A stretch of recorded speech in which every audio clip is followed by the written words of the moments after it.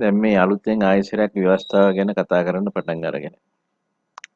ව්‍යවස්ථාව ගැන කාරණා ගොඩක් කියන්න තියෙනවා. පළවෙනිම කාරණේ තමයි මේ ආණ්ඩුවට අලුත් ව්‍යවස්ථාවක් ගෙන ඒමට මහජන වරමක් නැති එක.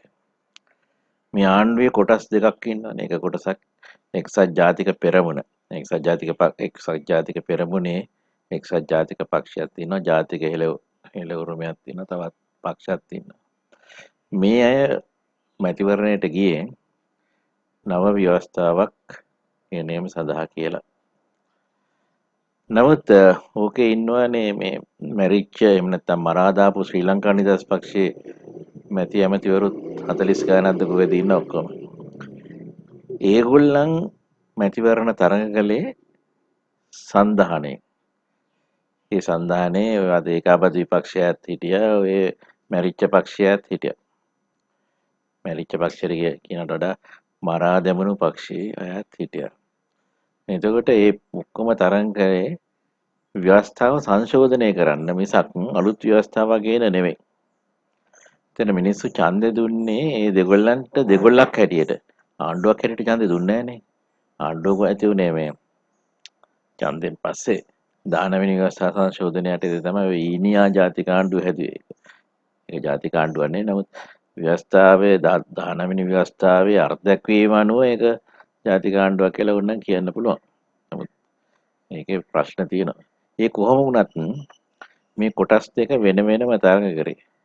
තරඟ කළා එක්සත් ජාතික පෙරමුණට හම්බුනේ മന്ത്രിවරුන් හැටියට ගත්තොත් මේ 105ක් ඔක්කොම ඉන්නේ.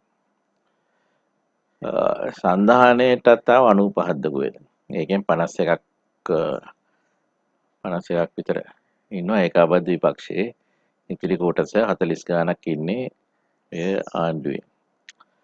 දැන් එතකොට ආණ්ඩුව හදලා තියෙන්නේ ඔය පක්ෂ දෙකත් එකතු වෙලා තවත් පක්ෂත් එකතු වෙලා. හරි. නමුත් ප්‍රශ්නේ තියෙන්නේ මේ ආණ්ඩුවේ ඉන්න අයට මහජනතාව වරමක් දීලා නැහැ අලුත් ව්‍යවස්ථාවක් ඇති කරන්නට. අලුත් ව්‍යවස්ථාවක් ඇති කරන්න වරමක් දීලා තියෙන්නේ එක්සත් ජාතික පෙරමුණට විතරයි. නමුත් උන්ට තියෙන්නේ മന്ത്രിවරුන් 105යි. 105යි කියලා කියන්නේ മന്ത്രിවරු 225න් 150ක් කොහොමටවත් නැහැ. ඒ කියන්නේ තුනෙන් දෙකක් නැත්තෙම නැහැ. තුනෙන් දෙකකුත් නැහැ. බහුතරය වෙන්න නම් 113ක් තියෙන්නේ බෑ. ඒ 113කුත් නැහැ. එහෙමනම් මේක නව ව්‍යවස්ථාවක් ගැන කොහොමටවත් බෑ. සම්පූර්ණයෙන්ම ඒගොල්ලන්ට ජනවරමක් ඉන්නේ නැතුව නව ව්‍යවස්ථාවක් ගෙනීමට කොහොමටවත් බෑ. එහෙමනම් මේ මරාදව් පක්ෂයේ ශ්‍රී ලංකා නිදහස් පක්ෂය කියලා කියන මරාදව් පක්ෂයේ අයට කොහොමටවත් මේ නව ව්‍යවස්ථාවකට එකඟ වෙන්න බෑ. මොකද ඒගොල්ලන් මැතිවරණය තරම් කරේ සංශෝධනයක් කරන්න. ඒතර මේ ප්‍රශ්නේ තියෙනවා. එහෙමනම් මේ නව ව්‍යවස්ථාවක් ගේනවයි කියන එක සම්පූර්ණයෙන්ම ජනතාවට එරෙහිව කරන වැඩක්. ඒක ජනතාවගේ කිසිම අනුමැතියක් වරමක් නැතුව ජනතාවට හොරෙන් වෙනත් අයගේ වමනාවන් පිරිමසා ගන්න කරන වැඩක්. ඒ වෙනත් අය කවුද? බටහිර මිනිස්සුත් ඒ වගේම ඉන්දියන් කාරුත්. ඒ ආණ්ඩු සහ ඒගොල්ලන්ගේ මේ රටවල ඉන්න ඔත්තු සේවක. අපේ රටේ ඉන්න ඔත්තු සේවකයෝ බටහිර රටවලත් ඒ වගේම ඉන්දියාවෙත්. ඒගොල්ලන් තානාපති කාර්යාලවලත් ඉන්න තානාපති කාර්යාලවලින් පිටත් ඉන්නවා. තානාපති කාර්යාලවල නිලධාරීන් හැටියට ඉන්නවා. ඊට පස්සේ පිටින් ඉන්නවා ඒගොල්ලන්ගෙන් වැටුප් ලබන හරි එහෙම නැත්නම් වෙන වෙන වරප්‍රසාද ලබන සේවකයෝ ඒ සමහර අය ලංකාවේ මිනිස්සු. ඉතින් මේගොල්ලන්ගේ ඕනකමට තමයි මේ ආණ්ඩුව හැදුවේ. ආණ්ඩුව හැදුවේ එකම එක දෙයක්. රාජපක්ෂ රෙජිමය පළවා හැරලා අලුත් ව්‍යවස්ථාවක් ගේන තමයි ආණ්ඩුව හැදුවේ. ඒතකොට බටහිරටත් ඉන්දියාවටත් ඕන කරන්නේ මේ අලුත් ව්‍යවස්ථාව හදලා සිංහලයන්ට මේ රටේ හිමි විශේෂත්වය නැති කරන්න. නැති කළා රට බෙදෙන තැනකට යන්නේ. ඒ සඳහා හොඳම විදිය තමයි සහසන්ධීය රාජ්‍යයක් කියන එක ඇති කරන එක. සහසන්ධියක් කියලා කියන්නේ සංධීය රාජ්‍යයකට වඩා එහා ගිය එකක්. සංධිය කියන්නේ ෆෙඩරල්. සහසන්ධිය කියන්නේ කොන්ෆෙඩරේෂන්. දැන් මේකේ උඩින් ගහවි ඒකීය කියලා. ඒක මම දන්නවා. ඒකේ ඒකීය තියේ බුද්ධ ආගම ආරක්ෂා කරනවායි කියයි අරකයි මේක එකක්. නොයෙකුත් දේවල් කියයි. නමුත් ඒවෙන් වැඩක් නැහැ.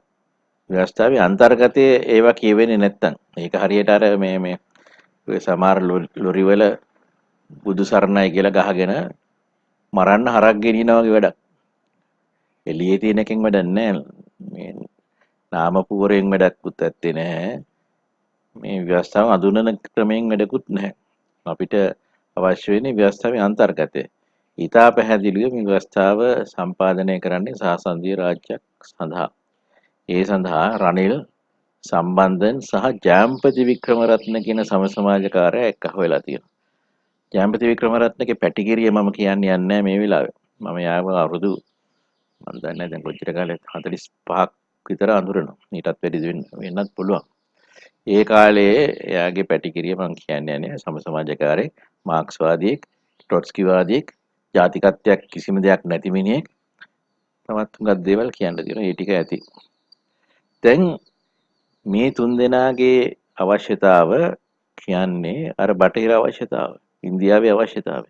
ඒ සඳහා තමයි මේ ව්‍යවස්ථාව ඇති කරන්නේ. ඉතින් දැන් ප්‍රශ්නේ වෙන්නේ මේකයි. මේගොල්ලන්ට ජනවරමක් නැහැ. මහජනයා ජනවරමක් දුන්නේ නැහැ.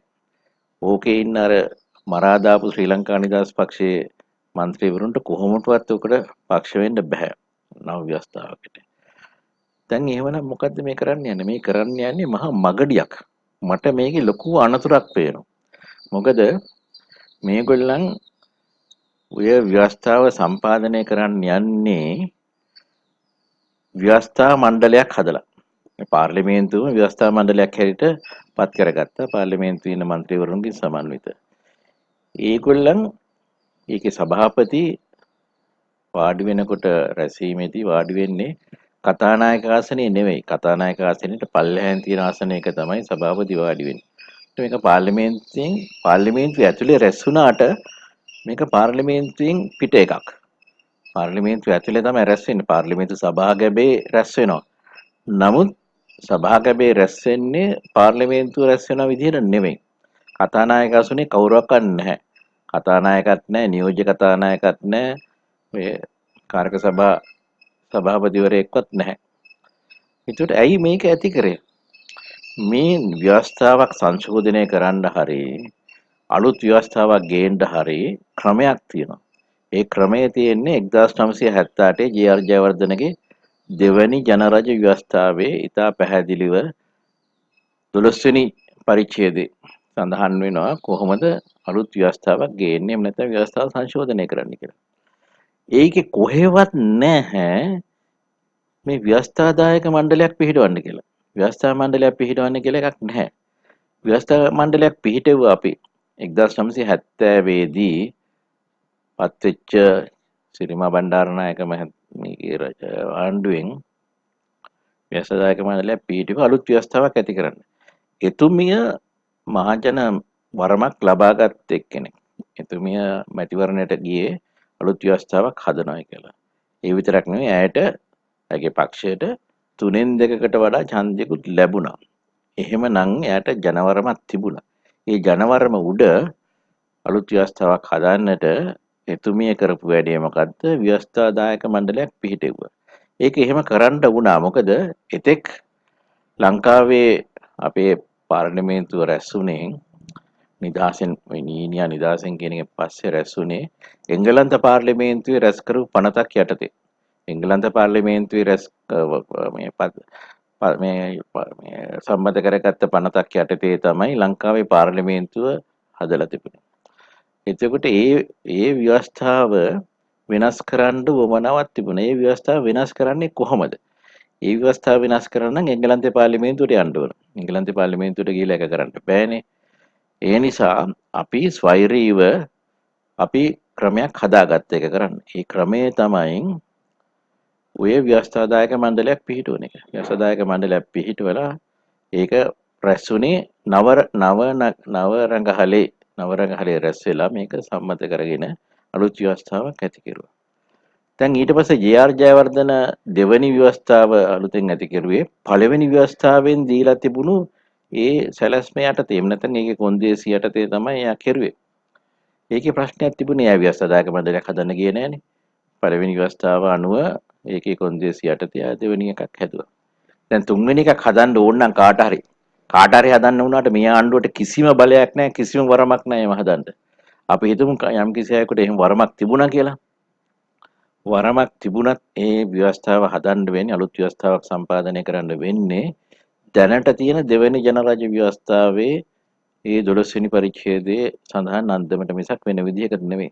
මෙතන මේ කරන්න යන්නේ අමු හොර වැඩක්, තක්කඩි වැඩක්.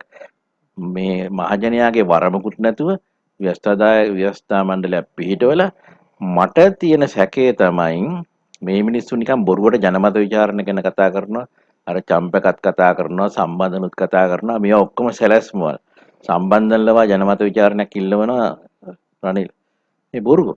මේ ජනමත විචාරණයක්ට මේව යන්නේ නැහැ මට තේරෙන විදිහට. අවසාන වශයෙන් මේගොල්ලන්ගේ උපාය, ඒක සාර්ථක වෙයිද මන් දන්නේ. උපාය තමයි මේ ව්‍යවස්ථා මණ්ඩලයම මේක සම්මත කරගන්න. ආයි පාර්ලිමේන්තුවකට යන්නෙත් නැහැ, තුනෙන් දෙකක් යන්නෙත් නැහැ, හොයන්නෙත් නැහැ, ජනමත විචාරණයට යන්නෙත් නැහැ. මොකද ඒක කරන්න බැරි නිසා. ජනමත විචාරණයට ගියොත් මේක පාර්ලිමේන්තුව පරදිනාම ඒක මෛත්‍රීපාලත් දන්නවා පරදින බව. චම්පිකත් දන්නවා පරදින බව. ඉතින් ජනමත විචාරණ කවදාකවත් යන්නේ නැහැ මේගොල්ලෝ. පාර්ලිමේන්තුවේ තුනෙන් දෙකක් හම්බුණත් වැඩක් නැහැ නේ එතකොට. ඒ නිසා මේගොල්ලෝ කරන්න හදන්නේ පාර්ලිමේන්තුවටත් යන්නේ නැතුව ව්‍යවස්ථා මණ්ඩලයම මේක සම්මත කරගන්න. මම නම් හිතන්නේ ව්‍යවස්ථා මණ්ඩලයෙන් අද ඒකාබද්ධ විපක්ෂයේ අය අයින් වෙන්න ඕනේ. අයින් වෙන්න තිබුණේ කලින්ම මේකට කිසිම වළංගු භාවයක් නොදී අයින් වෙන්න ඕනේ මේ ප්‍රකාශය කළා. විශාල වශයෙන් රැස්වීම් තියලා මහජන මතයක් ඇති කරලා මේක කොහොමටවත් කරන්න දෙන්නේ නැහැ අපි. මේක සම්පූර්ණයෙන්ම නීති විරෝධී, සදාචාර විරෝධී, මේ දෙමළ ජාතිවාදයට රටපාවා දෙන වැඩක් කියන එක අපි පැහැදිලිව කියන්න ඕනේ. ඉතින් ඒක කියන්නේ නැතුව ඔය ඒකාබද්ධ විපක්ෂය ඔකට සංශෝධන ගේනවා නම්, සංශෝධන ගේන්න යනවා නම් ඒක වැරදි දෙයක් හැටියට තමයි මම නම් දකින්නේ. ඒව අවශ්‍ය නැහැ, මොනවාක්වත් අවුන්නේ නැහැ. සංශෝධන ගේන්න ඕනෙත් නැහැ. කරන්න තියෙන එකම වැඩේ මේ ව්‍යවස්ථාදායක මණ්ඩලෙන් මේගොල්ලන් ඉවත් වෙලා මේකට විරුද්ධව ජනමතයක් ඇති කරන ජනබලය තමයි දැන් මෙතන අවශ්‍ය වෙන්නේ. වෙන මොනවාක්වත් නැහැ. පාර්ලිමේන්තුවක කරන්න බෑ. පාර්ලිමේන්තුවේ කරන්න නැතුව මේ ව්‍යවස්ථා මණ්ඩලය සම්පූර්ණයෙන් වැරදි වැඩක්. ඒ වැරදි වැඩේ කරනකොට ඒකට යන්න හොඳ නැහැ. ඒකට ගියේ නැත්නම් තමයි හොඳ. දැන් ගිහිල්ලානේ. කමන්නේ නැහැ. දැන් අඩුතරමින් ඔය අනුකාරක සභාවල වාර්තා ඉදිරිපත් වෙලා තියෙනවා. ඒවා ඉතාමත්ම ද්‍රෝහී, රටට වින කරන, දෙමළ ජාතිවාදයට මේ රට පාවා දෙන ඒ කාරණානේ ඒකේ තියෙන්නේ. ඒවා ඇතුලේ තියෙන්නේ. ඉතින් දැන් අර මධ්‍යම ප්‍රාන්ත කියලා බෙදලා තියෙනවා. මධ්‍යම ප්‍රාන්ත කියලා බෙදන්න විදිහක් නැහැනේ. මධ්‍යම කියලා කියන්නේ මොකද්ද? මධ්‍යම ආණ්ඩුවක් මේ රටේ නැහැ. මේ රටේ තියෙන එක ආණ්ඩුවයි.